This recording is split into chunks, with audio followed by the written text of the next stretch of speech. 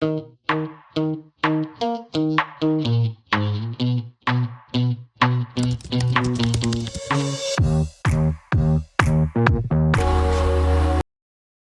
bem-vindos ao Privacidade em Foco. Esse que é o podcast que veio para descomplicar a privacidade e a proteção de dados para pequenas e médias empresas. Hoje nós já estamos no episódio número 3 da segunda temporada. Então, se você não assistiu a primeira temporada ainda, corre lá para ver todos os episódios e aprender aqueles conteúdos de base que vão te ajudar a entender tudo o que está acontecendo aqui na nossa segunda temporada. Para hoje, nós vamos falar de um tema que está no auge, um tema do momento, que é a inteligência artificial. Afinal de contas, esse tema está aí no coração das empresas, todo mundo está usando inteligência artificial e junto com a inteligência artificial tem um monte de dados sendo tratados, coletados, estruturados. Então hoje a gente vai falar como isso impacta na LGPD e na proteção do negócio aí da sua empresa. Então vem com a gente para esse episódio que tá demais. Hoje, o nosso convidado é um convidado super de honra. A gente está aqui com o Luiz Levi e eu vou rapidamente apresentar o currículo dele e depois passar a palavra. O Luiz ele é responsável pela área de propriedade intelectual e dados pessoais do escritório aqui em São Paulo chamado Lacaz Martins, Pereira Neto, Gurevitch e Chueri. Falei certo? Espero que sim. Ele é mestre em Direito na Sociedade da Informação e coordenador do núcleo temático do Comitê Jurídico de Propriedade Intelectual e de LGPD da Câmara Italiana. Luiz, seja muito bem-vindo ao Privacidade em Foco. Obrigada por ter aceitado aí nosso convite. E estamos ansiosas para te ouvir.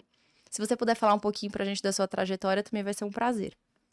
Bom, obrigado pelo convite. Para mim é uma honra estar aqui nesse podcast, Privacidade em Foco, que tem esse objetivo tão importante, que facilita muito. A ideia é facilitar, né, para as empresas, facilitar para as pequenas e médias empresas, principalmente porque são aquelas que têm menos tecnicidade disponível, menos, na maioria das vezes, não quer dizer que é uma constante, mas na maioria das vezes tem menos condições financeiras, enfim.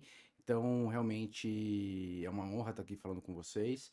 Eu espero aí engrandecer, espero ajudar, espero auxiliar aí todos os seus telespectadores. Levi, para a gente começar então a situar o pessoal de casa, para eles entenderem esse contexto, conta para a gente por que que pequenas e médias empresas precisam se preocupar com inteligência artificial, com propriedade intelectual, afinal de contas, por que que isso é importante? Muito boa pergunta, Karina.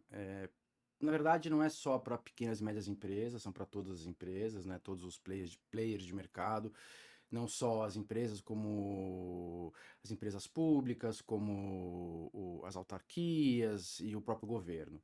Todo mundo tem que entrar e tem que se preocupar com isso. Claro que o foco aqui hoje é tratar de pequenas e médias empresas, então a gente vai seguir essa linha. E claro também que a própria LGPD, a própria ANPD já trouxe uma resolução específica que estabelece algumas exceções para facilitar um pouco a governança, a privacidade, a implementação da LGPD para pequenas e médias empresas. Aí a gente vai naquelas classificações que são classificações de faturamento e tudo, para ver se elas se enquadram ou não. Mas enfim, já existe a preocupação com relação à LGPD para estabelecer exceções para propiciar uma real implementação que não seja tão custosa e tão problemática para essas pequenas e médias empresas, porque a gente entende que essas empresas têm menos recursos, né? Sejam eles econômicos, sejam eles técnicos. Não é diferente também com a inteligência artificial, né? A inteligência artificial também existe aí, a gente não tem ainda uma lei aprovada, tem um projeto de lei que estabelece que a implementação da IA, a preocupação da IA em relação às PMEs, né, elas também serão relativizadas por conta do tamanho da corporação, enfim, também elas serão excepcionadas, mas nós não temos ainda nenhuma resolução específica para a inteligência artificial da mesma forma que nós temos para a LGPD, né? E então, assim, a PME, ela tem que se preocupar, por quê? Porque a inteligência artificial, quem imputa os dados são seres humanos, né? A gente não vai entrar aqui hoje nas questões que envolvem os tipos de inteligências artificiais, na inteligência artificial generativa, que ela vai aprendendo sozinha, né? Depois que tem um primeiro input, ela vai aprendendo. Seria essa a questão. A gente parte do princípio que tem um ser humano por trás, e esse ser humano, muitas vezes, ele insere material na IA que é protegido por direitos autorais, né? E você, como usuário dessa inteligência artificial, por exemplo, se é o caso do ChatGPT, por exemplo, né? Que você vai utilizar o ChatGPT para buscar alguma informação, alguma resposta, alguma coisa nesse sentido, você tem que saber que o que vem de lá pode estar protegido por direito autoral. E que se você usar, você vai ser responsabilizado da mesma forma que o fornecedor do dado, o fornecedor daquela inteligência. Porque a gente trabalha com dois conceitos. O fornecedor é aquele que desenvolve a inteligência artificial. E o operador é aquele que opera a inteligência artificial. Então, nessa situação, no caso, esse empresário seria o operador. Então, ele seria responsável também, né? Esse é um dos problemas. Claro que a gente pode usar o pequeno e médio empresário, ele pode usar também a inteligência artificial, por exemplo, pode obter uma foto, fazer uma publicidade. Essa foto pode ser protegida por direitos autorais. Que é uma coisa que as pessoas não costumam pensar muito, né? A sensação que eu tenho é que em estruturas menores, a inteligência artificial, ela está sendo utilizada cada vez mais. E é natural que isso aconteça, porque como a gente, até o Luiz comentou, presumidamente essas estruturas têm menos recurso, menos capital humano, né? E mesmo menos recurso financeiro. Então é natural que se queira usar esse tipo de tecnologia para ganhar escalabilidade, para você gerir de forma mais eficiente ali o seu pessoal. Essas questões não podem fugir, né, do nosso radar. Uma outra coisa que você falou, comentou na sua fala, que você está falando do marco legal de inteligência artificial, que eu achei bem legal, é que a gente tem batido bastante nessa tecla, que até em episódios anteriores, que a sistemática da lei de proteção de dados é o que a gente chama de abordagem baseada em risco. E o marco legal da IA tem seguido a mesma lógica, sistemática, que é assim, o agente fiscalizador, né, então a autoridade não vai te falar, e muito menos a lei, não vai te falar exatamente o que você precisa fazer. Ele vai te falar, avalie qual é o nível de risco que você está colocando no mercado e adote proativamente medidas para mitigar esses riscos que você mesmo já identificou. E é a mesma coisa com inteligência artificial, né? Só que ao invés de classificar as atividades de tratamento de dados, o que se classifica é o nível de risco da inteligência artificial, a ponto de ter alguns modelos de linguagem que são até barrados, né? Que a legislação fala, isso aqui está proibido, a gente não vai mexer com esses sistemas, porque é um risco muito grande, a gente não vai conseguir depois controlar esse bicho. Então, essa tua fala me remete muito a isso. E você falando agora, me veio na cabeça, né, uma comparação, que quando a gente fala em LGPD, a gente tem aqueles princípios, sem entrar em questões juridiquês, né, privacy by design, privacy by default, né, que sem entrar em juridiquês, mas vamos traduzir, você tem que, todo produto que você vai lançar no mercado, todo serviço que você vai lançar no mercado, você tem que se preocupar antes com a privacidade, né? Então você tem que fazer essa análise que a Mariana falou, você tem que fazer e preparar de certa forma, fazer com que esse produto e com esse serviço já nasça preocupado com a proteção da privacidade. Quando a gente fala em inteligência artificial, existe essa mesma preocupação, só que até pelo marco legal, né, de forma mais... Está positivado no projeto, que você tem que fazer uma análise preliminar do modelo de inteligência artificial que você vai ter, com base nos riscos, na classificação de riscos que a lei trouxe. Que existe aí uma similaridade razoável com o sistema europeu, com a lei europeia, né? O nosso sistema brasileiro existem muito mais... existe muito mais direitos e muito mais responsabilidades tipificados no marco regulatório do que na lei já aprovada na Europa. Então, quando a gente fala na LGPD já nasce protegido, tem que nascer protegido, aqui antes você tem que fazer um relatório, classificar se é de risco excessivo, né? Que aí você não pode trabalhar com esse. Não com pode, isso não pode ser colocado no não pode mercado. colocar no mercado, né? E você tem o de alto risco, que aí você pode, mas tem que ter todas as salvaguardas necessárias. Então, isso é bem. É isso que você falou. A gente tem realmente a inteligência artificial, o modelo regulatório brasileiro e europeu são baseados em risco, em classificação de riscos. Já que você comentou das fotos, acho que é muito interessante a gente explicar para o pessoal de casa o que que a inteligência artificial pode gerar. Ali ele está interagindo com a inteligência artificial, vai gerar uma foto, vai gerar uma resposta, né? O que que pode sair da inteligência artificial que pode representar um problema ou um risco ali para o negócio, ou também o que que ele pode imputar, colocar ali dentro de uma inteligência artificial que também pode representar algum risco, algum problema para o negócio. Ótima pergunta, Karina. Eu vou falar, acho que vou aproveitar e tocar num assunto que é sensível, poucas pessoas sabem, né? Não é todo mundo que sabe. Falar um pouquinho dessa fotografia. Eu falo para todo mundo, para os telespectadores, é importante que todo mundo saiba que a fotografia é protegida por direitos autorais. E a pessoa fotografada, ela é protegida pelo direito de imagem dela, que é um direito da personalidade. São dois direitos diferentes que se misturam na fotografia. Quando a gente fala em direitos autorais, a gente fala que é o direito do fotógrafo. Então, se você utiliza uma fotografia de uma pessoa, você tem dois problemas ou duas preocupações. Saber se aquela fotografia, aquela fotografia está disponível para ser usada realmente sem a proteção de direitos autorais, ou porque já caiu em domínio público, ou o fornecedor dessa IA obteve uma autorização desse fotógrafo para poder ensinar, para poder treinar a IA com essa fotografia.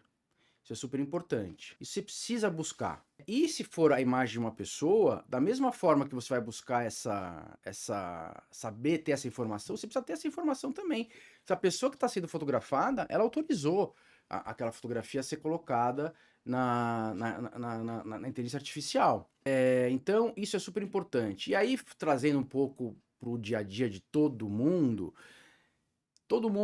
quando pega na rede social uma fotografia que não é dele, ou de uma pessoa que não é ela própria, e compartilha na internet, ou dá um recompartilhar, ou dá um encaminhar, está violando direitos autorais. Nossa! Ou está violando direitos da personalidade.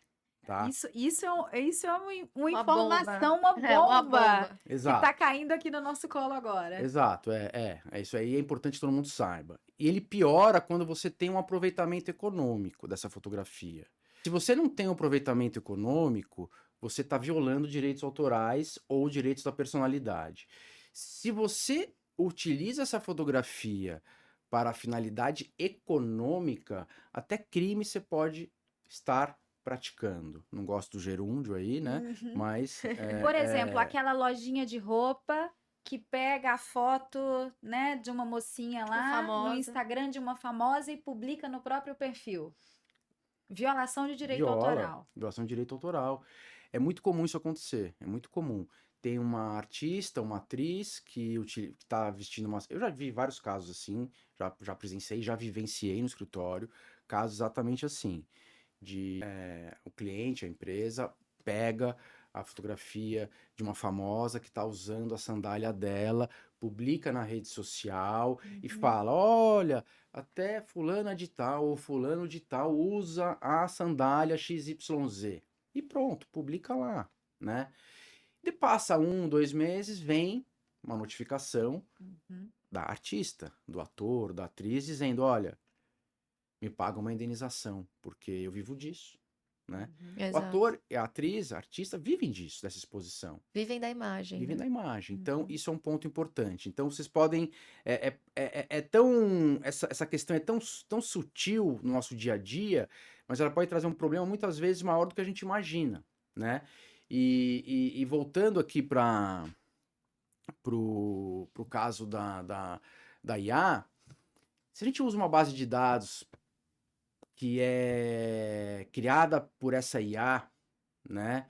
E essa IA, a gente não sabe como ela criou aquela... Como que ela montou aquela base de dados, é importante que todo mundo saiba também que a base de dados é protegida por direito autoral. Então, a base de dados, as informações isoladas não são protegidas por direitos autorais, mas quando elas estão compiladas, organizadas de uma forma que seja muito mais prático, que seja muito mais funcional, que tenha aí o dedo humano, ela é protegida por direito autoral. Então você não pode usar a torto e a direita. Então, assim, resumindo, quem vai usar uma IA tem que se preocupar com o conteúdo, se esse conteúdo é ou não é protegido por direito autoral. Se, por exemplo, uma empresa usa uma IA, porque IA não é só ChatGPT, tem uma quantidade imensa de IAs, imensa. E tem empresas que usam a IA para Automatizar os seus automatizar processos.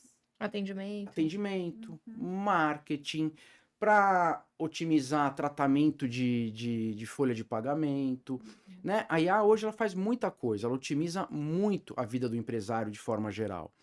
E se não é um site se não é uma IA igual o ChatGPT que você pergunta para ela para obter uma informação, mas você usa a IA para ter uma otimização no seu dia a dia profissionalmente, você tem que saber se essa IA ela tem um mínimo de segurança. Porque segurança que eu falo, segurança cibernética, segurança da informação, se tem antivírus, se tem firewall, se tem criptografia, como é que ela é protegida. Por quê? Porque você vai estar coletando dados do seu funcionário, vai passar pela IA. Você tem dados de clientes, de leads que você está captando, né? Que vai passar pelo SA. Como que essa IA armazena esse dado? Né? Aonde? Onde?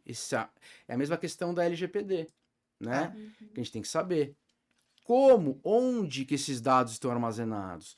Mas muda se estiver no Brasil, se estiver fora do Brasil? Claro que muda totalmente. A governança é outra. Você tem que ter outras preocupações. Se estiver no Brasil, você tem uma preocupação. Se estiver na Europa, você tem outra preocupação. Se estiver nos Estados Unidos, tem outra preocupação. Ah, mas como é que eu vou materializar isso? Você vai materializar isso por meio de documentos, por meio de garantias e responsabilidades que vão ser estabelecidas em um contrato, em um documento, em uma política. Né? Então, você tem uma série de questões que você tem que se preocupar. Esse ponto que você traz, né, de que não apenas a gente tem que se preocupar com a LGPD, mas até um alerta para os empresários que estejam nos ouvindo, né, que assistam o programa, a gente tem que ter uma preocupação também com o segredo de negócio, com as informações que você insere na IA. Não é só, por exemplo, eu tenho que me preocupar com o que eu recebo de informação da inteligência artificial, mas também com o que eu estou colocando lá. Porque determinados modelos de inteligência artificial, eles usam os inputs que são inseridos para treinar o modelo. Isso significa que você pode estar colocando informações sigilosas para treinar modelo, informações de terceiros, né? Informação de parceiros de negócio, informações de segredos do seu próprio negócio, informações de RH. Então, são muitas camadas de preocupação, assim. Um exemplo, acho que bem prático que a gente pode dar é a pessoa que copia, cola na IA e espera a resposta. Por exemplo, quero estruturar uma planilha. A pessoa está com preguiça ali ou precisa de mais agilidade para fazer a planilha. Ela pega todo aquele banco de dados, tira do sistema, tira do e-mail, tira todas aquelas informações, copia e joga lá no ChatGPT, joga na inteligência artificial. Quando as pessoas pedem para a inteligência artificial, especificamente vai no ChatGPT, elaborar uma resposta de e-mail e você copia toda a cadeia de e-mails e joga lá. cola. Então, isso é um grande alerta para não só se preocupar com o que você recebe. Então, será que essa foto que eu recebi da inteligência artificial, será que esse texto que eu recebi da inteligência artificial viola direito autoral? Será que ele viola a LGPD? Mas também se preocupar com o que você está inserindo lá. Sabe um outro exemplo que eu gosto muito de dar, que é para escritório de advocacia ou para pessoas que trabalham, né, gerando conteúdo intelectual, digamos assim, né? Para fazer marketing de conteúdo. De conteúdo. Então, por exemplo, o escritório de advocacia, ele foi lá e estruturou uma peça que tem lá toda a argumentação dele, que tem toda a estrutura lógica que ele criou para aquele processo, todas as jurisprudências que ele usou. Ele, para aprimorar esse documento, ele insere o documento na inteligência artificial e pede ali para ela aprimorar, corrigir às vezes só a gramática do texto, e ele não para pensar nesse momento que quando ele joga tudo na inteligência artificial, aquelas informações, aquela estrutura, tudo isso passa a fazer parte do banco de dados da inteligência artificial. Então é como se ele tivesse gastado um tempo enorme para estruturar aquilo daquele jeito, para ser único para o negócio dele, para ser o diferencial do escritório dele, de repente ele joga na inteligência artificial e passa a ser de todo mundo. Porque uma vez que Exatamente. está lá, não é apenas meu, agora é da inteligência artificial para que ela possa compartilhar com todas as outras pessoas. Exatamente. E eu coloco, pegando o gancho com vocês duas, hoje, assim, eu vejo, né? Eu vivi de forma muito clara o surgimento da internet, né? Nos anos 99, 2000, com a publicação do Marco Civil da Internet. Eu vivi o início da regulação, né, da internet. Eu sou de uma geração que eu posso dizer que eu vivi tanto o analógico como o digital. Então eu sei bem como era, como era e como ficou. E a sensação que eu tenho hoje com a inteligência artificial é que tá bem parecido, um pouco menos, mas daquilo que a gente viu com a internet, que era um mundo Fronteiras. Sim. sem fronteiras, sem limites e que tudo podia ser feito Ao infinito e além. ao infinito e além. Então, assim, tem que tomar cuidado, né? Tem que tomar cuidado. Porque você não pode colocar um documento, você não pode jogar no chat GPT o seu RG e pedir, olha, para testar, por exemplo. Eu vou testar o chat GPT, vou colocar meu RG lá, minha carteira da OAB, para ver o que ele vai falar. Por curiosidade. Não faz isso, porque a hora que você jogou aquilo lá, você perdeu, tá? Tá lá. É de todo mundo. E a IA vai utilizar aquilo para treinar. Se for uma. Hoje, praticamente, essas IAs, a grande maioria, são Maioria, todas né? generativas, né? Maioria. Então elas vão criando e vão. Então, assim, como a Karina falou, como a Mariana falou, falando de advogado, vai analisar um contrato, não coloca o nome Do do cliente. RG, do CPF, do do cliente, né? Nem da seu cliente, nem da parte da outra parte, né? Não é parte contrária, né? Mas ainda. Mas da outra parte, né? Isso aí é violação de LGPD, isso é violação de proteção de dados pessoais. Então você tem que tomar muito cuidado com isso. Quando você vai compartilhar dados com terceiros também, né? Você tem que saber, mas como é que eu faço para ver essa IA, esse fornecedor que eu comprei, essa IA que eu estou utilizando, como é que eu faço para ver se ele está em conformidade com o LGPD, se ele respeita direitos autorais? Na prática, dificilmente você vai conseguir saber. Mas, por meio de um documento, que é o contrato, ou a política de proteção de dados e uma política, Termos de os uso. termos de uso, você vai conseguir ver qual que é a seriedade desse fornecedor, você vai conseguir analisar se ele é responsável, se ele se coloca como responsável por tudo que acontecer, garantindo que não existe infração de direitos autorais naquela IA, que ele respeita os direitos autorais, que todos os dados ali foram utilizados, que todos os dados utilizados para treinar a IA são dados que estão em domínio público, ou se não estiverem em domínio público, que se obteve de alguma forma a autorização do verdadeiro autor ou do titular do dado pessoal. Então, e se comprometendo realmente e garantindo essa situação para você. Pequeno, médio, grande empresário, né? O grande empresário provavelmente vai ter um advogado que vai olhar isso para ele. Mas são os termos de uso que eles vão disponibilizar isso para vocês. É a forma mais. É o que tem de mais palpável que se dá para verificar isso. E essa sua dica ela é importante até para quem está nos ouvindo e por acaso é um fornecedor de tecnologia e ainda é pequeno, tem uma estrutura enxuta, talvez seja uma startup, provavelmente começou ali oferecendo algum botzinho, né, um robozinho de atendimento e agora está querendo ampliar o seu negócio, escuta essa dica do Levi de já criar então o seu termo de uso, o seu contrato, o seu documento para que você demonstre algum nível de maturidade, de responsabilidade, para que as pessoas possam te contratar com uma margem de segurança, né? Pensando aí que elas estão protegidas, que a sua empresa é séria. Eu vejo isso da seguinte maneira, assim, eu acho que, eu contratando esse serviço, eu não tenho como me garantir, né? No fim do dia, você não sabe que tipo de dado que foi usado para treinar aquele modelo Você não de. sabe. Você não tem como saber tem como, como. como consumidor daquele modelo. Mas você tem como demonstrar, e aí é o que a gente também sempre bate nessa tecla de que é uma abordagem baseada em risco, na qual você precisa, por ser uma abordagem baseada em risco, você precisa apresentar evidências. Exato. Uma dessas evidências eu troquei e-mails com esse provedor, né? No caso de você fazer uma compra direta, perguntando sobre esse tema de privacidade. Eu treinei os meus funcionários, mesmo em estruturas pequenas, eu treinei meus funcionários para que eles consigam analisar criticamente o que os modelos de inteligência artificial devolvem de informação. Eu analisei os termos de uso, eu privilegiei essa plataforma em detrimento da outra, porque eu achei que esses termos de uso são mais robustos. Tudo isso depois serve de elemento caso você venha a ter uma demanda judicial.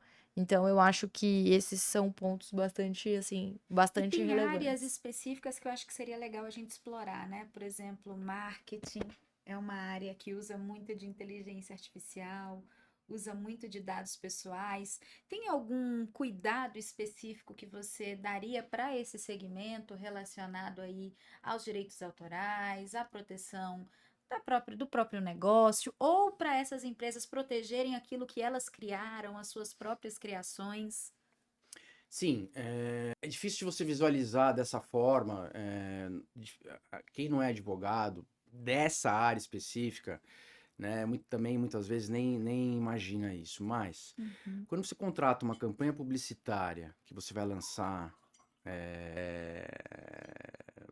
fazer um marketing, você contratou uma pessoa para desenhar para você, para criar um logotipo, para criar uma marca, e você começa a usar essa marca e você usa a IA para disparar e-mail marketing, para coletar dado pessoal. Muitas vezes, essa pessoa que não é um fornecedor de serviço, ela não se preocupou em saber se aquela marca já tem registro no NPI. Então ela criou uma marca para você, porque hoje o que mais tem na internet, desculpem, né, mas Especialista em branding. especialista em brand, especialista em marketing digital, especialista em transformar sua renda de triplicar, quadruplicar em um mês.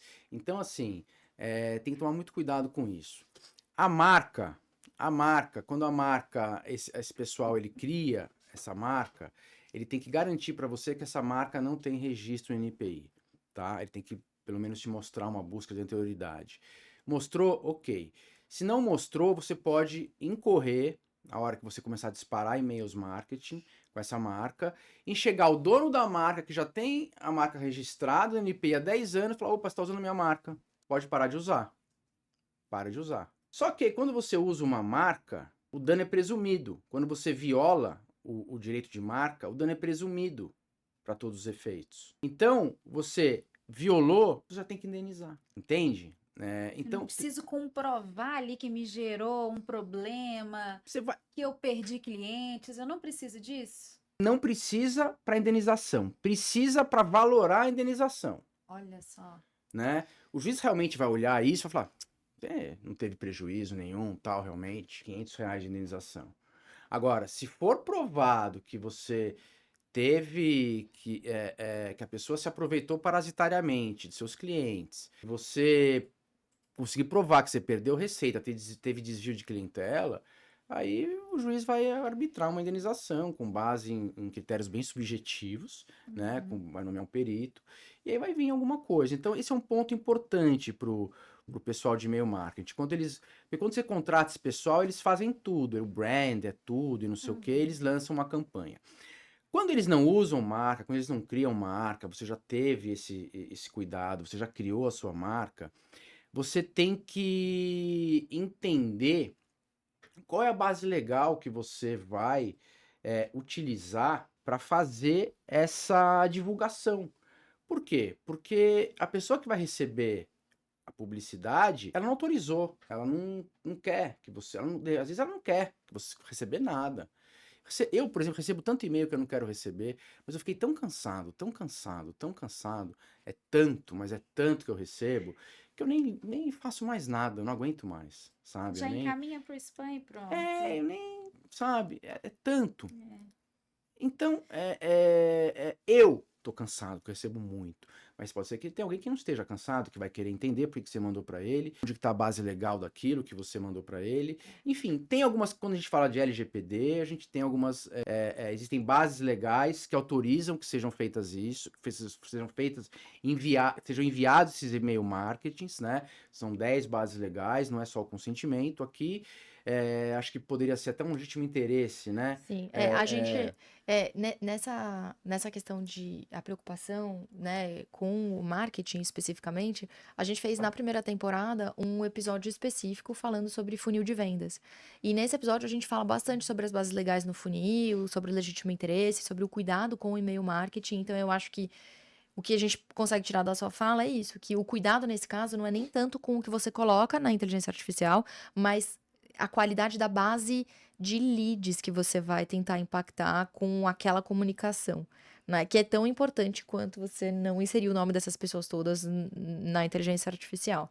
Dando um passo para trás, Luiz, quando a gente está falando de que a agência que se responsabiliza por fazer o branding e tal, ela tem que se preocupar em apresentar pelo menos uma análise de anterioridade, caso isso não aconteça e se verifique que a marca já existia, existe uma responsabilidade solidária? Quem é o responsável? Vai ser o empresário ou vai ser a agência que ele contratou? Essa é uma ótima pergunta, hein?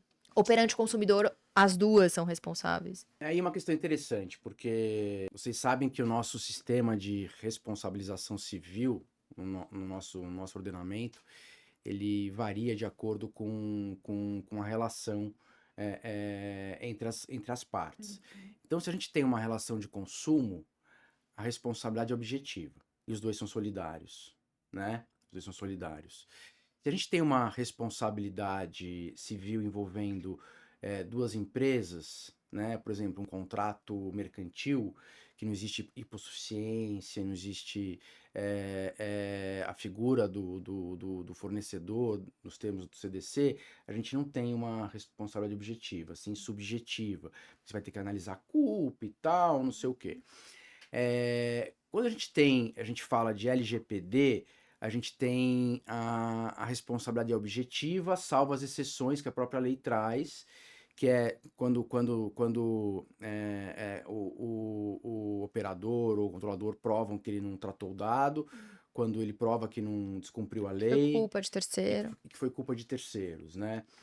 A inteligência artificial, com relação à IA, o que existe, o Código Civil, o projeto de Código Civil tem um capítulo inteiro que trata de inteligência artificial. Mas no frigir dos ovos é muito semelhante. Ele vai acabar adotando a responsabilidade objetiva. Uhum. Então, nessa situação que é contratual, eu acho, na minha opinião, eu se estivesse defendendo o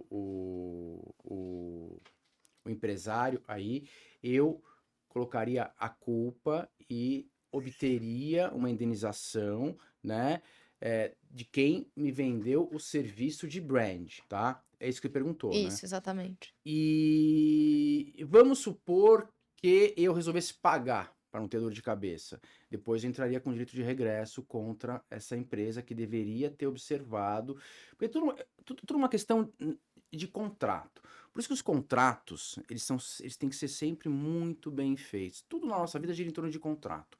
Nossa vida civil, nossa vida mercantil, é tudo um contrato. Tudo um acordo. Então tem que ser tudo muito bem feito. Se no contrato não constava nada, se no contrato você é um ponto importante, vai contratar um fornecedor desse, exige que o brand, exige que ele tenha feito uma busca, exija que ele garanta que a marca esteja disponível para, não tenha sido registrada por ninguém, que esteja livre para registro.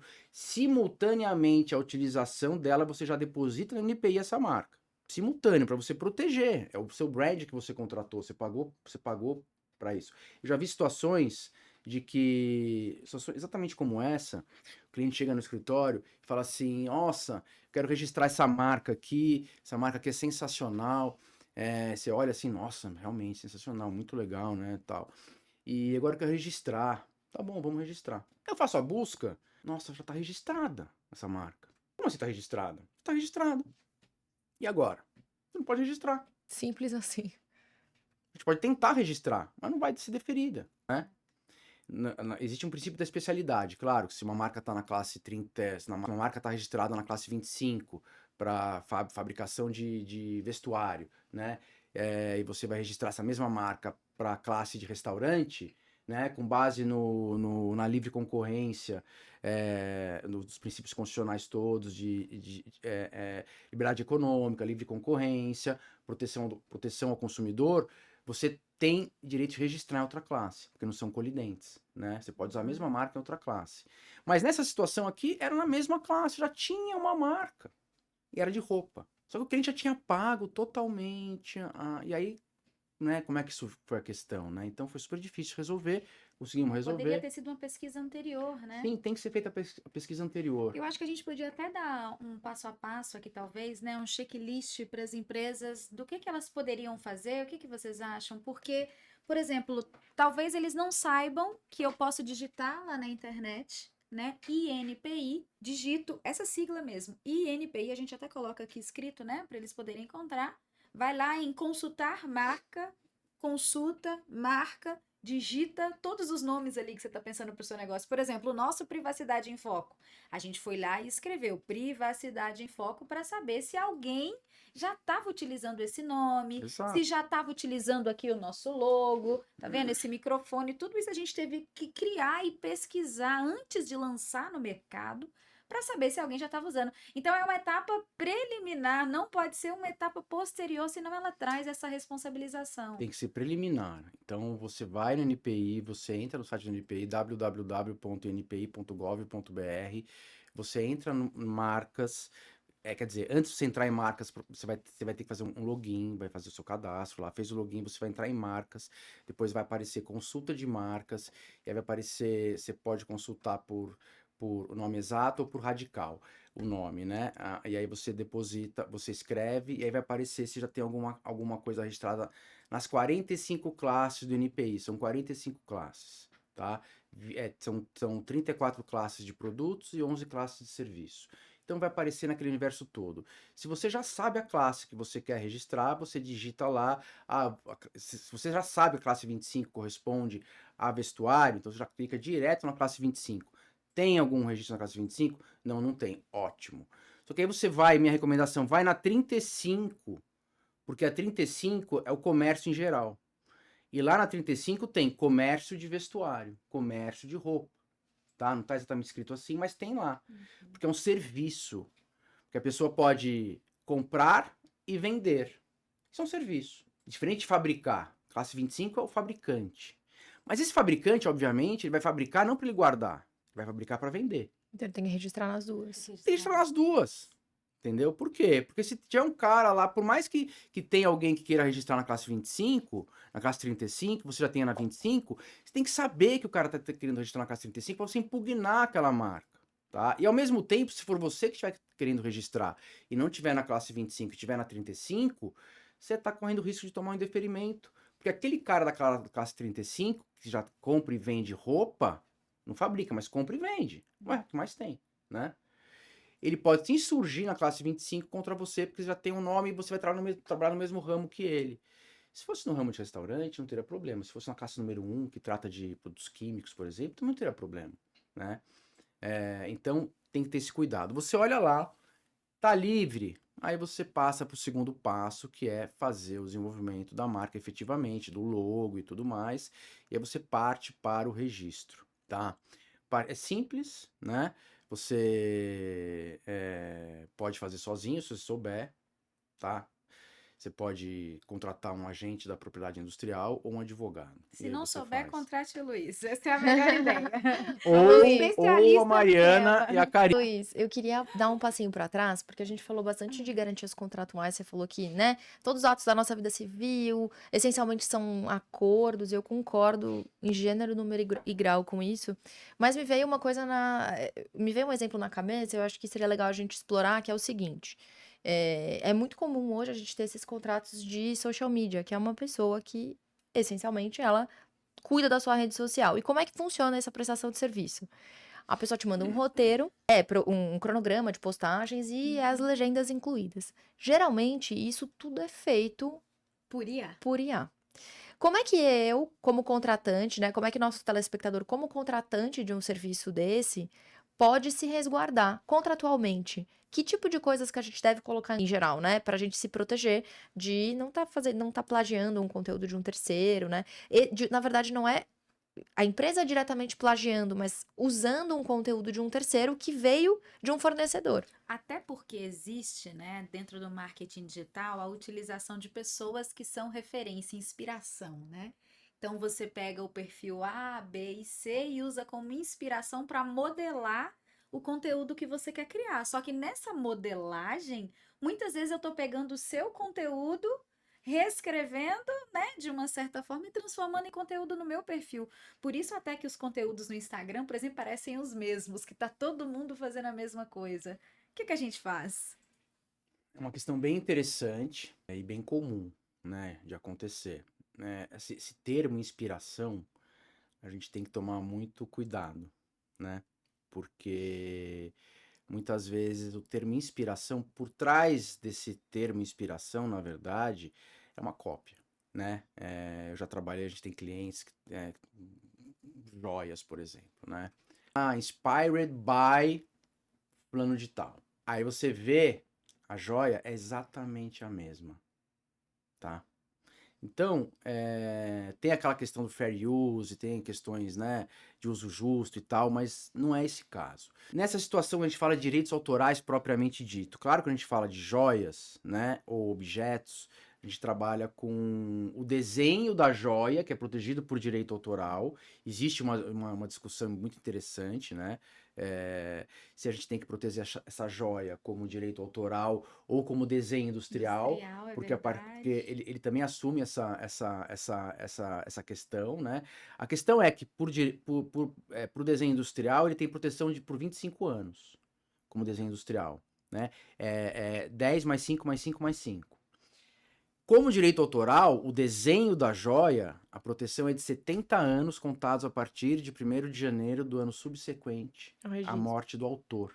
Nossa, Porque o direito olha a autoral, diferença. Nossa, é muita porque o diferença. direito autoral não precisa de registro para proteger. Ele já nasce protegido. Você materializou, desenhou a joia, tá protegido. E aí, partindo para essa. Você sabia que o prompt que a gente usa também é protegido por direito autoral? Prompt? Esse É. eu não sabia. Conta pra gente, um prompt é É protegido? protegido. É protegido. O problema é você provar É, isso que é o difícil, né? que é protegido por direito autoral. Mas é protegido. Porque, assim, muitas vezes as pessoas saem correndo para fazer cursos e cursos e cursos e cursos. Mas para você, eu por experiência própria já não vou dizer que eu fiz cursos inteiros de IA, mas já entrei em muitos cursos, esses cursos gratuitos para tentar entender como é que é o mecanismo, não para programar, mas para entender, olha, você não precisa saber programar o que eles fazem. Você não precisa saber programar, você precisa saber usar. Aí eu falo, nossa, né? Como é que é isso, né? Aí, na verdade, o uso são os prompts. Então, se você for olhar, existem prompts que você escreve que é próprio, de 10, 15, 20 linhas. Para quem talvez, nem todo mundo talvez entenda a palavra prompt, só para o público de casa saber, prompt é aquele texto que você escreve, o comando que você dá ali na inteligência artificial. Por exemplo, no chat GPT. Chat GPT, escreva um texto de 4 linhas sobre tal assunto. Isso é um prompt, tá? Todo Exato. comando, aquele textinho que você escreve ali para dar uma orientação para a inteligência artificial. Exato. Então, isso é protegido por direito autoral. Agora, isso é, claro, muito mais uma curiosidade, é bom vocês saberem, todo mundo saber, mas é muito difícil você provar, né? Muito difícil você provar que aquilo é seu. Mas se você tiver um print, se tiver uma ata notarial, enfim, você tem uma proteção. Agora, do contrato especificamente, o que é importante você ter? O básico, responsabilidades e garantias. Qual é a responsabilidade? Como é que você chamou essa pessoa de? Do fornecedor, né? A pessoa, o social media. A Social pessoa media. contratada pelo empresário. Para cuidar da social media, essa pessoa que vai fazer isso, qual a responsabilidade dela? E qual é a garantia que ela oferece para você? Então ela teria que colocar, por exemplo, uma garantia de que o Exato. conteúdo é original. Exato. Hum. Exato. O problema ocorre, que não vai acontecer com a Mariana, nem com a Karina, pela advogada, vai acontecer com vocês, que não são advogados, e muitas vezes vocês não sabem o que tem que constar nesse contrato.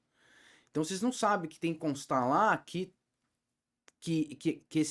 esse fornecedor que vai cuidar da sua mídia social, ele tem que garantir que todo o layout, que tudo que tá lá, tudo que teria ou que tem proteção de direitos autorais, ele garante que ele não está infringindo direitos autorais, que ele não, ou porque aquele material já caiu em domínio público, se for uma fotografia, por exemplo, uma imagem de uma estátua, por exemplo, né? Ou de uma obra de arte, por exemplo, de um quadro. Isso é super importante. Quadros são protegidos por direitos autorais, estátuas são protegidas por direitos autorais. Se você tirar uma fotografia de uma estátua que não está protegida, que ainda está protegida por direito autoral, e você colocar essa estátua no seu, uma imagem que seja de um pintor X, Aquele quadro do Van Gogh mesmo que todo mundo usa, né? então, né? Eu acho que do Van Gogh já caiu em domínio público, salvo Uhum. engano. Eu não tenho certeza. Ah, Pode ser que já tenha caído em domínio público. então é ótimo pesquisar por isso, porque pode ser que apesar da obra ser famosa, ela pode ser utilizada. Pode. Legal. Pode. Isso é importante também. Esses quadros antigos, obras antigas, músicas, todas as músicas são protegidas por direitos autorais. E ponto final, é protegido por direito autoral. Só que se cair em domínio público, você pode usar. Ah, eu posso fazer o que eu quiser? Não, se você quiser, você não pode. Não pode mudar. Uhum. Você pode alterar, né? Mas você pode usar. Então, é importante que essa pessoa garanta isso e que ele assuma a responsabilidade de, caso apareça o verdadeiro autor, que ela assumirá essa responsabilidade e que ela contratará advogados para fazer a defesa e que ela vai arcar com esse prejuízo, porque provavelmente você vai Porque quem vai ser processado é você, não é a Exato. social media. Exato. Quem vai ser processado é a sua empresa, porque é você que vai estar lá dando a cara a Exato. tapa. E Exato. eventualmente você pode processar a social media se você tiver um contrato Isso. que trazia ali todas as Tive obrigações. um caso no escritório de um desses lugares que eu não posso falar o nome, que as pessoas trabalham dentro. E o pessoal resolveu contratar Uma agência? um Grafiteiro? grafiteiro Grafiteira? para fazer uma grafite na parede, coisa mais linda. E apareceu o dono depois. Ai, E aí? Né? E aí? Pagar tudo. Tem que pagar tudo. Tá? Uhum. Então o contrato como é que tava? Tava bem feito, tava tudo ok. Veio de um outro escritório, só que teve que pagar tudo. E a briga foi, vamos pagar quanto pra ele? Queria 10 mil reais. Beleza, porque o buraco podia ser muito maior do que esse. Então, assim, a grande questão são responsabilidades e garantias. Nesse caso, ele tem que garantir que, se ele trouxer dados pessoais, se ele não vai, nessa situação não vai trazer, mas eles trabalham com banco de dados também, eles enviam. Possivelmente, possivelmente. Então, aí eles, se eles vão fazer, se eles vão cuidar do seu social media, disparar e-mail, tudo, tem que saber se as pessoas que vão receber esse e-mail, de uma certa forma, ele pode fazer isso. Se é legítimo interesse. É legítimo interesse? Tá bom, me mostra aí o seu Teste de balanceamento. teste de balanceamento, me mostra aí o seu roupa, né? Uhum. O relatório de atividades. relatório de A atividades. gente já falou de tudo isso, então podemos usar esses termos. Isso tá tudo Ótimo. explicadinho na primeira Tá bom, temporada. mostra tudo isso. De fato, não tem como você se proteger de tudo, né? A vida é um risco, não tem como. Você não tem como ficar 100% seguro de nada. Mas desse jeito você diminui bastante. A Legal. prevenção me parece ser o melhor caminho quando a gente está falando de tecnologia, dados pessoais e propriedade intelectual. Exato. É sem melhor dúvida. gastar uma energia conferindo, né, do que resolvendo os problemas que virão depois. Exato. Luiz, você, em algumas falas anteriores, você mencionou que você acompanhou muito de perto o surgimento da internet e que você entende que esse momento atual, né, em relação ao surgimento de grandes modelos de linguagem, de inteligências artificiais em larga escala, se assemelha muito a época em que a internet veio surgindo. Quais tendências, né, tendo vivido, né, o surgimento da internet, quais tendências que você enxerga daqui para frente no ambiente de negócios, assim, especificamente envolvendo inteligências artificiais? Eu acho que da mesma forma que a internet revolucionou o nosso dia a dia, de modo geral, né? Trouxe coisas aí maravilhosas de certa forma, também problemas que nós não tínhamos, mas enfim, a vida segue sempre para frente. Ela vai trazer também muitas melhorias, sem sombra de dúvida. Vai facilitar muito a vida de todo mundo, não só de empresários, como de pessoas que atuam nas mais diferentes áreas.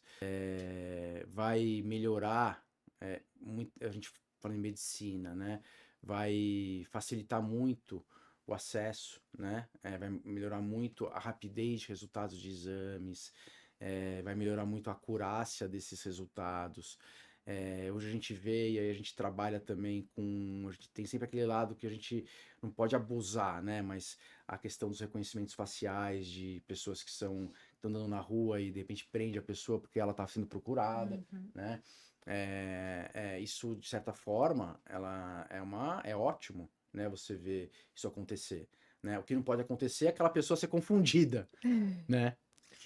A IA não pode confundir aquela pessoa e prender uma pessoa que não é, porque aí é um estrago imensurável, né? Então você sempre tem essas questões. Agora, do ponto de vista empresarial, eu acho que vai ajudar muito a empresa ela vai conseguir otimizar, oferecer um melhor serviço com um custo melhor. Essa é a ideia. E aí a gente esbarra na mão de obra. Isso vai vir, tá? Isso vai vir. Todo mundo fala que não, mas isso vai vir. A hora que o ser humano ele começa a ser substituído por uma máquina, a gente tem um reflexo social muito grande, né? E muitos falam, não, isso não vai acontecer, isso não vai acontecer. Não vai acontecer se essas pessoas conseguirem se alocar em outras funções, em outras oportunidades de negócio, que a IA vai trazer também. Então, o treinamento, a conscientização que as coisas estão mudando é super importante, né? É super importante. Então, a pequena e média empresa, ela vai se beneficiar bastante, porque ela vai ter acesso a IA de forma mais barata. Quanto mais IA tem, quanto mais... teve aquela questão daquele aplicativo chinês, né? Que teve aquela... O DeepSeek. O DeepSeek, né? Vocês viram que deu aquele, né? Toda aquela... Pô, concorreu com o chat GPT, o preço muito mais baixo, né? E no final era meio que enganação, assim, né? Então assim, isso vai favorecer sem sombra de dúvida, as pequenas e médias empresas que vão ter um acesso a essas IAs. Ao mesmo tempo, elas vão ter que começar a se preocupar também, né? Fazer o dever de casa delas.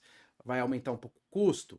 Vai, porque você tem que ter um sistema de segurança, né, por trás para poder garantir que aquela IA que você usa, ela segue todos os preceitos, né, dependendo, não sabe se precisa ter ISO, se não precisa, se vai ter que seguir o ISO da 27001 e tal. Isso aumenta o custo.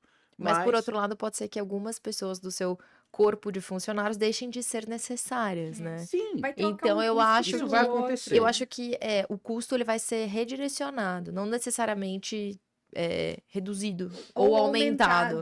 Exato, vai ser redirecionado. A palavra que eu queria falar é isso, vai ser redirecionado. Eu não acho que vai ter desemprego, não sei o quê. Não acho que vai acontecer isso. Mas vai ter que ter um redirecionamento dessa mão de obra. Isso vai acontecer. Não tem como não acontecer. Essa fala que você traz, desculpa até te interromper, Imagina. mas saiu um relatório, o último relatório do Fórum Econômico Mundial saiu agora em 2024, e justamente analisando quais que eram os principais efeitos esperados até 2030 para o mercado de trabalho pós-inteligência artificial. E uma das capacidades pessoais, né, interpessoais, que foi mais apontada pelos diretores e pelos... as pessoas entrevistadas, né, quem gerencia times, foi justamente o pensamento crítico. Então, eu imagino, aqui é uma opinião pessoal, totalmente pessoal, de que boa parte desse custo vai ser realocado para treinar as pessoas para ter pensar, análise saber crítica pensar. do output, né? Então, É. analisar criticamente a informação que a IA te entrega. Porque você tem um recurso poderosíssimo em mãos, mas que se você não souber usar, ele não serve pra nada. É como se ele não tivesse ali, ou pior, Se você não souber pode... pedir, se não souber como direcioná-la para te entregar um resultado, você pode ter muitos Você pode, problemas. por exemplo, incorrer em violação de direitos de terceiros, você pode. A inteligência artificial ainda não, né, ela não é perfeita, então ela tem, por exemplo, casos de alucinação, tem casos em que identifica-se a pessoa errada, né, faz o reconhecimento facial da pessoa errada. Essa questão da alucinação que você falou é super importante. Todo mundo tem que saber que não dá para confiar 100% na IA, né? Exato. Ela alucina. O que é isso? Ela viaja na maionese. Viaja. Eu já fiz pesquisa na internet, já fiz pesquisa na IA de... Jurisprudência, Não, nem de não? jurisprudência, de doutrina, né? Deixa eu ver o que se, né? Como é que tá esse negócio aqui. Aí citou, não, isso aqui é assim, assim, assim, assim, conforme artigo tal, tal, tal, tal, tal, do código, não lembro se era... Não, era algum artigo da lei de propriedade industrial. Conforme o artigo tal da propriedade industrial. Eu falei, eu não sei todos de cor, obviamente, mas eu já, né, conheço alguns. Eu fui lá, não existia esse artigo. Então, ela alucina, tá? Ela alucina, então tem que tomar muito cuidado. A questão da jurisprudência é muito... Aconteceu, Acontece. né? Aconteceu nos Estados Unidos, né? Juiz, né? Tem juiz que teve um caso envolvendo, né? Um juiz, enfim, né? Mas... Outro dia teve um caso engraçado de juiz, não sei se vocês viram, um advogado que apareceu em audiência por meio de um vídeo gerado por inteligência Exatamente. artificial. Não foi um juiz, foi um Um advogado. advogado, foi muito engraçado isso. A juíza parou Olha, a eu audiência já... na hora, falou: não, peraí, eu não tô acreditando que aqui na televisão é uma inteligência artificial, um vídeo de inteligência artificial, e não um advogado, como se tivesse ali ao vivo. Foi E tem uma engraçadíssimo. questão até interessante que eu tava vendo, né? Até para trazer para vocês. Eu até comentei aqui na nossa sainha do café antes, né? Do uso de voz pela IA. A IA é um mundo. A IA é um universo, gente. Você pode ter acesso a muitas coisas. Então, essa associação XYZ de um determinado shopping de São Paulo pegou a voz produzida por uma IA para fazer uma propaganda, uma publicidade. Só que era a voz de um locutor. O locutor não autorizou. E aí o locutor foi em cima da associação. E a associação disse, não é a sua voz, porque eu peguei isso aqui da IA. E aí o juiz não produziu prova pericial para saber, não sei porquê, né? Deveria ter produzido, porque só tem como saber por meio de prova pericial, né? Por meio de perícia. Se a voz é ou não é, o juiz não sabe, eu não sei, ninguém sabe. E aí o juiz indeferiu a ação, ele recorreu, alegando cessamento de defesa, e o tribunal reconheceu que sim, que ele vai voltar tudo para trás, porque precisa fazer a prova pericial para saber se aquela voz é do fulano de tal. E aí voltou tudo para trás. Então, tem que tomar cuidado, tá? Tem que Porque tomar nem cuidado. tudo que a inteligência artificial te entrega é legítimo, pode ser utilizado. Exatamente. Nem toda inteligência artificial passou por um filtro pelos seus desenvolvedores para colocar lá dentro só informações que podem ser utilizadas. E lembrando que nós alimentamos a inteligência artificial, então um usuário pode inserir ali uma informação que também Inverídica. inverídica, que vai te gerar algum problema. Eu acho que o que a gente extrai aqui desse episódio é que precisa ter responsabilidade. Exato. É uma ferramenta, né? Mas que exige responsabilidade. Exato. E aí, infelizmente, a gente já tem que nos encaminhar pro final. Que É uma pena, pena adorei falar aqui, tô me sentindo como é que fala? O advogado das câmeras, né? E a gente poderia passar aqui horas e Horas e Com horas horas certeza. falando. Tem falando muita coisa de pra falar. exemplos absurdos de usos esdrúxulos de IA. Tentamos fazer os A gente maiores tentou. recortes possíveis para abranger aqui todas as áreas, Exato. para que cada um que estivesse em casa pudesse de alguma forma ter contato com o tema. Mas pra gente fechar, infelizmente, o que você vê, Luiz, como uma atitude que faz diferença para uma empresa, preferencialmente uma empresa menor, né? Assim, partindo da premissa de que essa empresa é de menor porte, que ela quer se destacar nesse contexto. E que cuidados que ela deve tomar pra gente encerrar, assim, esse... Primeira coisa, É uma ela. pergunta abrangente, eu sei. Mas é uma. Como eu vejo, tá? Inclusive do ponto de vista de negócio. Identificou o mercado que ela está inserida? É isso que você vai fazer, é isso que você vai vender, é isso que você vai produzir, é isso que vai comercializar, é isso que você vai importar. Depois que você fez isso, a segunda coisa é você aproveitar a IA para ver o que a IA pode te beneficiar a partir do momento que você já sabe o que você quer fazer. Aí você vai estudar todas as IAs possíveis que existem, porque existem muitas, muitas e muitas que fazem a mesma coisa, que têm a mesma finalidade. Você vai pegar aquela IA que te caiba no seu bolso, obviamente, e que te ofereça segurança.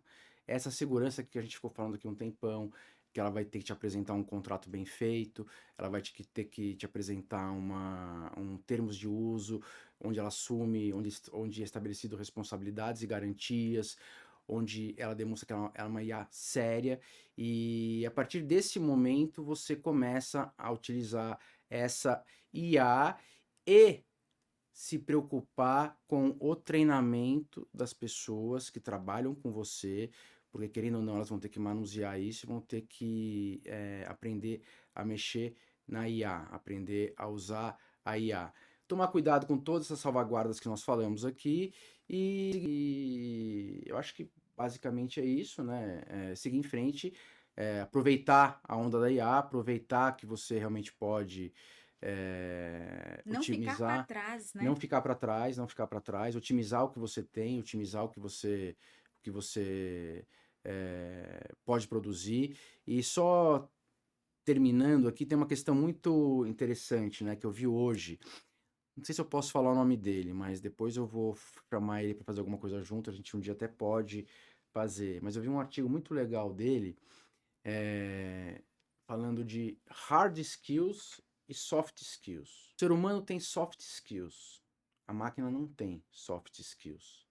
A máquina tem hard skills. E a IA é a mesma coisa. Então, é isso que difere. É isso que nos difere da IA. E é por isso que a gente sempre vai ter que ter o nosso tempero ali para conseguir otimizar, conseguir utilizar e conseguir extrair aquilo que a IA tem de melhor para oferecer. Perfeito. Acho que não podia ter tido conclusão melhor. Exatamente. Pessoal, muito, muito obrigada pela audiência. Esse foi o nosso terceiro episódio da segunda temporada do Privacidade. Amamos ter você aqui. Muito, Imagina, muito foi um imenso prazer. obrigado. Eu adorei estar aqui, adorei, foi um imenso prazer. Podem me convidar sempre quando vocês quiserem. Ó, convidaremos, hein? Não faltará oportunidades para que você volte aqui para falar mais desse assunto tão legal com a gente. Muito obrigada, então, e até a próxima, né? Até a próxima. próxima. Muito obrigado.